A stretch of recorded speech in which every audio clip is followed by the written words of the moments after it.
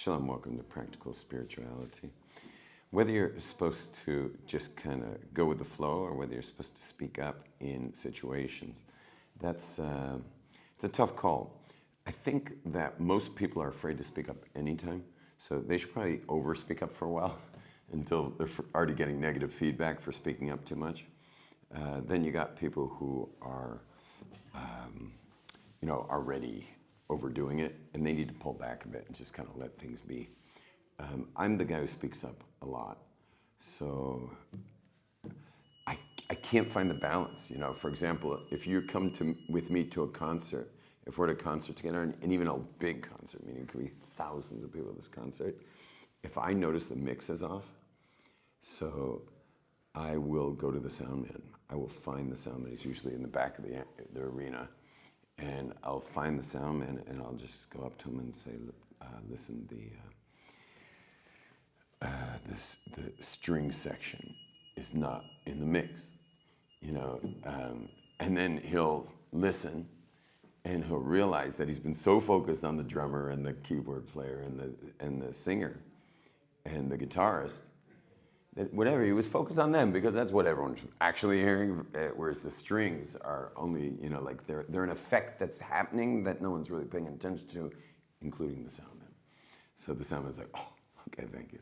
So I've been back in my seat thinking, did that guy just say, like, what an idiot, And then I just listened to see if the strings come up.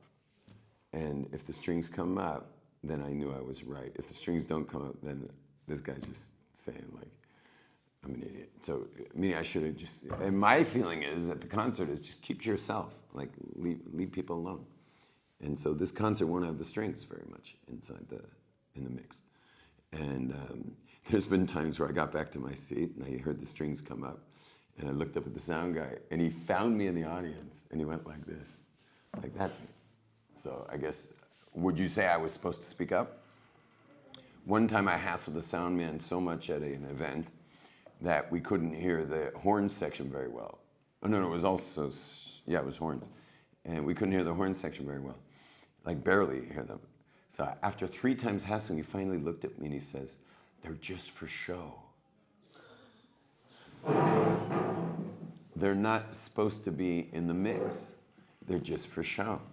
And then I looked at this entire orchestra. There were like 20 musicians, and these Russian horn section was so carefully turning the pages and playing their parts. And in the front row, you could hear them, but nowhere else. You could hear them because the mics weren't on. And so in this case, like I should have just minded my own business. When do you speak up? When do you not speak up? I have this issue in the mikveh several times a week, where, we got a changing room, then we got the pool room, and in the pool room, everyone's dipping in the mikvahs. And in the changing room, people are getting back dressed, and the conscientious ones use stick deodorant. The non-conscientious ones they're just like, and the entire changing room turns into some, deodorant, which to me is capitalist conspiracy to begin with. But the whole place smells of that. And now even the furthest pool in the back of the pool room is coming out of the mikveh to get some air, and he's getting a mouthful of some guy's deodorant because it travels all the way to the other room. So do you say something? Or do you not say something? So I say something. Meaning if I don't run out of the mikveh, but if I go to the changing room and I see a potential culprit, a potential culprit for spraying, I just say to him, like, find another place to spray yourself or get a stick because we don't want to breathe your smells. So I'm not embarrassed to say things to people, but a lot of people are. And it's a good way for the world to go to hell is not to speak up. I'm bringing simple things like sound in a concert or smells in a ritual bath, but the world would go to hell if people didn't speak up. And we have that issue. We had that whole issue during, it kind of got ushered in during the Obama years, little hiatus during Trump.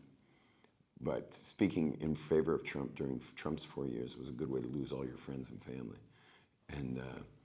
And then we had 4 years of Biden, where it really became like a speech. I mean, the world was turning Marxist, where like you weren't allowed to speak up at all, really, and then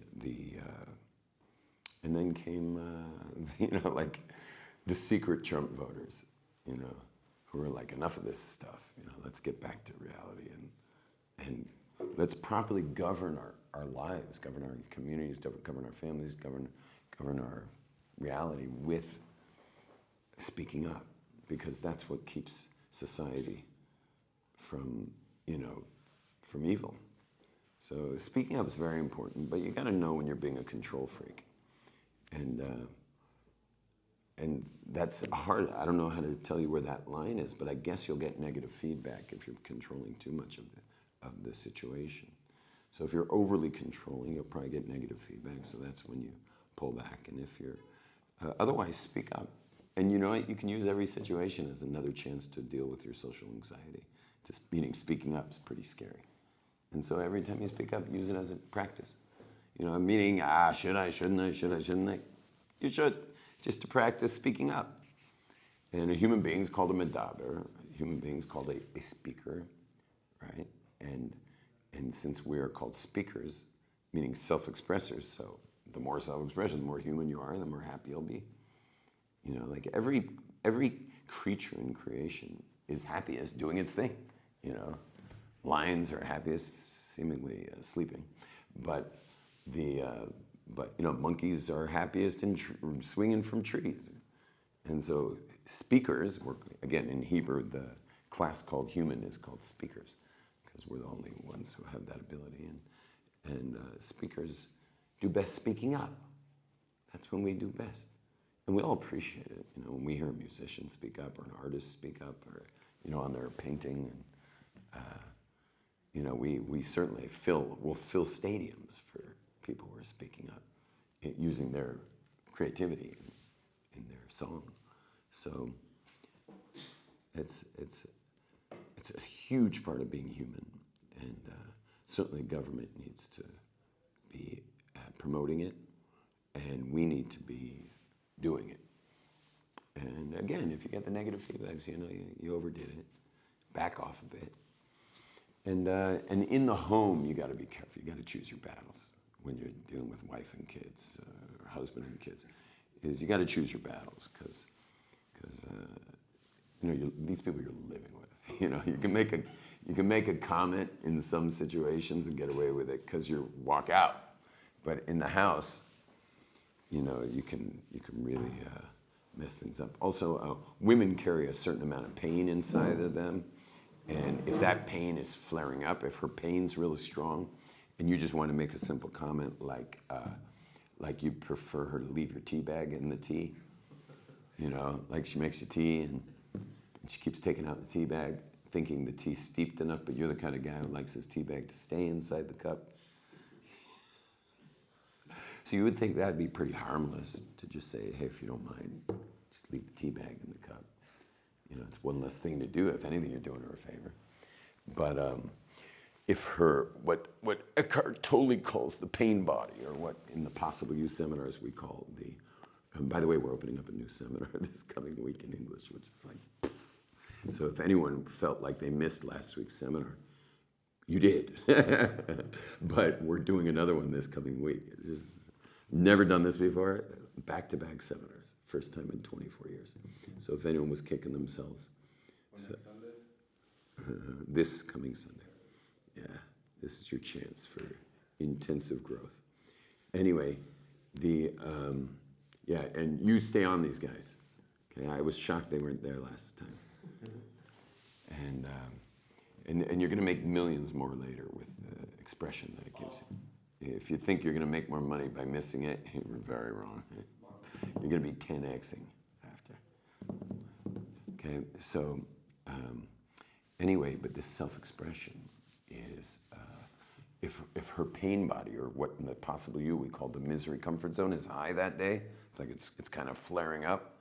So all it takes is asking her to please remove the tea bag, and all hell breaks loose. Do you not appreciate anything I do? And it's like, whoa.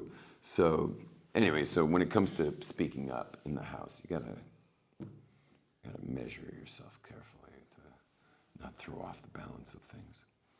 And kids take parents very seriously. So even if they do the opposite, they're still it's weighing heavy in what you're saying. So choose carefully what you're gonna say.